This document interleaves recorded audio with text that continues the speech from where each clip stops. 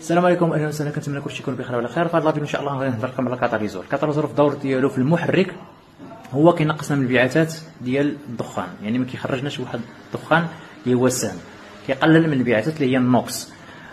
بين المشاكل ديالو كيخنق المحرك، ما كيخليش التيراج، كتشعلنا البولاد تشيك انجن،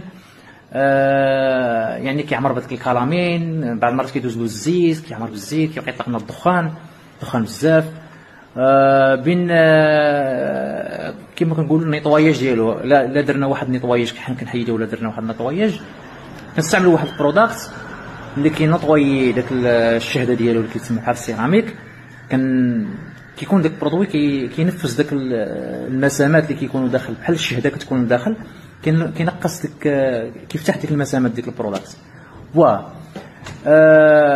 بين قلنا المشاكل ديالو انه هو كيولي التيراج ناقص، الطوموبيله كتولي بزاف، كيولي الموتور كياكل كما كنقولوا كياكل المازوت، كيبقاش الموتور منفس. وهذا الدور ديالو هو اصلا مهم في المحرك، غير هو فيه بزاف ديال المشاكل. بعض المرات كيكون تشيك انجن كتشعل، يا كيكون عامر بديك الكلامين، يا كيكون شي فويت مثلا في الكابل، ولا داك الاكسجين سنسان ديالو، الاكسجين كابسور ديالو كيكون مثلا تحرق ولا تسد ولا شي حاجه، بعض المرات كيتشعلنا داك التشيك انجن.